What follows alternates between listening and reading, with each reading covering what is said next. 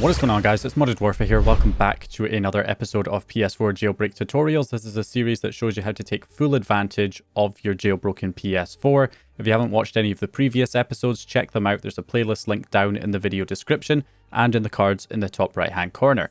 So anyway, in this video, we're going to be looking at how to install mod menus for GTA 5. It's that token video I always do in these series because GTA 5 is still a wildly popular game and there are some mod menus that you can install, just like the mod menus for, jailbroken PS3s, Xbox 360s, and the PC version. You can run mod menus like that on the PS4 version if your PS4 is jailbroken.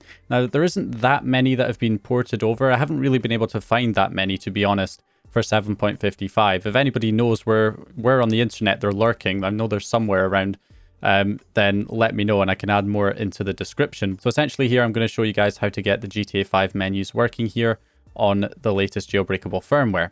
Also, just to clear up something I said in my last video, where I showed you guys how to kind of customize the PS4 home screen and hide system apps that you normally can't delete. A lot of people were reporting that the internet browser was not running properly. It was running really slow when they hid the system apps on the PS4 home screen. So you can use the user guide instead. If you really want to hide all of the system apps, you can use the user guide. It should run normally and you can run the exploit from there. Or you can make the what's new and the PlayStation Store visible and hide everything else, and that should allow the internet browser to run normally.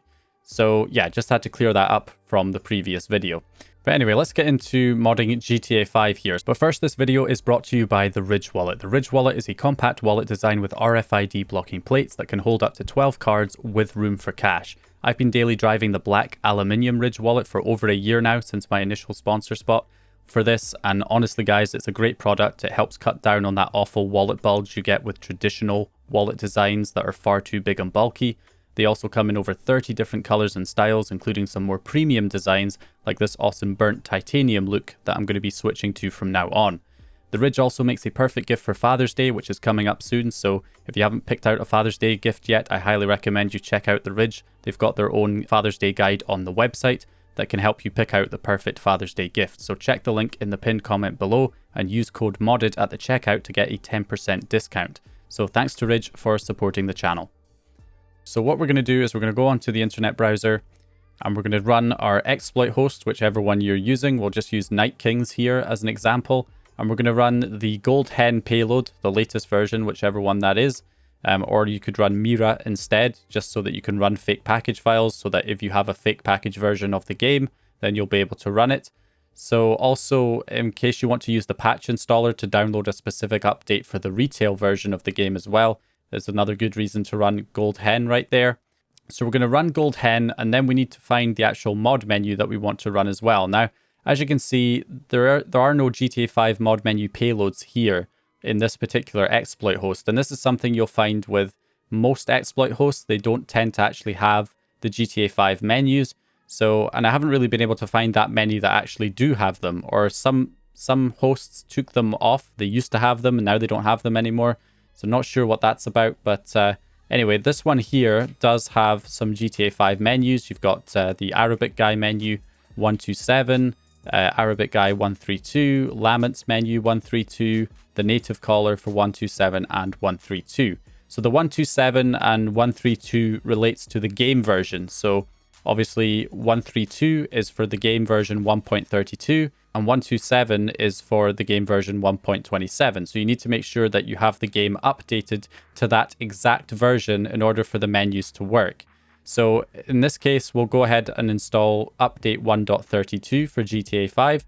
Now, as you can see, I already have it installed. If I go into information, you can see that we are already on update 1.32.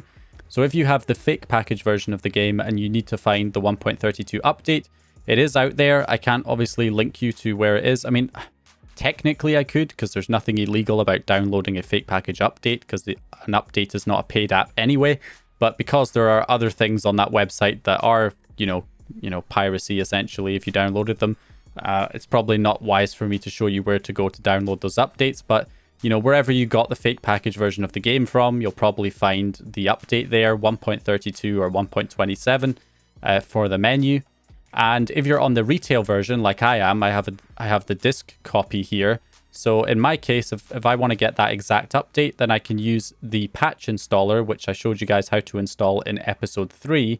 So the patch installer will allow you to install updates for your retail copies of your games. So we can go down to GTA 5 here, and we can, if you have another patch installed, you can delete it from here, and then you can go down and select 1.32 and start installing it. So that's how you get the update for the retail version.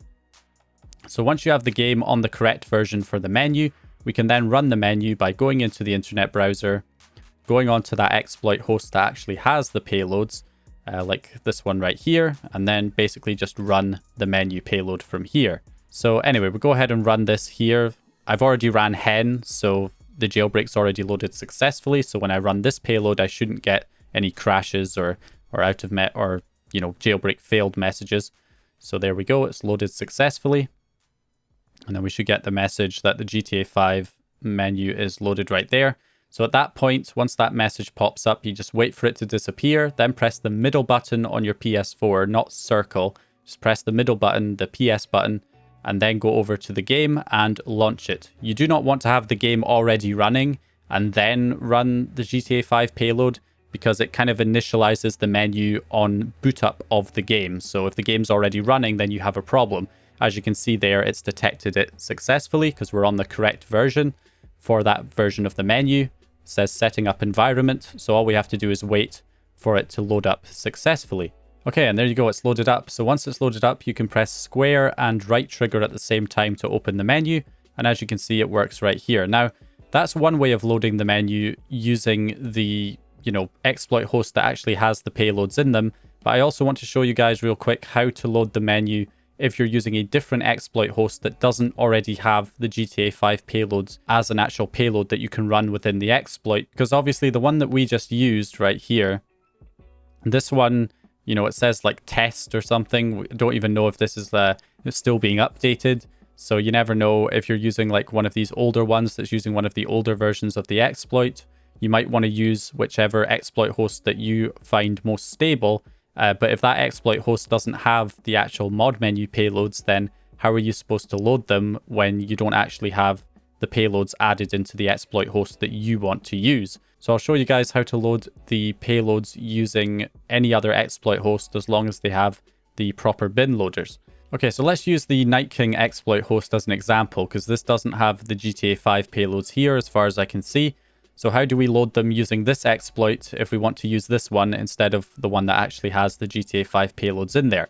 Well, in that case, you're going to use the bin loaders. So you've got two bin loaders. You've got the bin loader for port 9021, and you've got this bin loader that's for any.bin payload. That's not exactly true. For some reason, these specific mod menus, probably because they're ELF files or something, they basically do not run using the normal bin loader, the one that's on 9020. So for these mod menu payloads, you need to use the bin loader that uses port 9021, which basically not all exploit hosts have. Some of them only have the bin loader for 9020, which isn't going to work. So you need to be on an exploit host that has the bin loader for 9021 for the port number. So we're going to go ahead and use this. So what we do is we run the bin loader. So this doesn't load any particular payload. This just runs the exploit and then it basically listens on, port 9021 for you to basically send the payload yourself from another device using sockets. So that's essentially how the bin loader works. So what we're going to do is run the bin loader, wait for this to actually, get through the WebKit and everything and load the exploit. You're waiting for a message that says waiting for clients. And that's when you can inject the payload, essentially. Okay, so there's the waiting for clients message. So once you get that, you can then switch over to your computer or phone or whatever other device you have, download the payloads to your device, like this Laments menu right here, 1.32. Here's the Arabic guy menu for 1.27. So you download the payloads and you get a payload injector like NetCat GUI or PS4 payload injector, whatever you're using to inject the payload.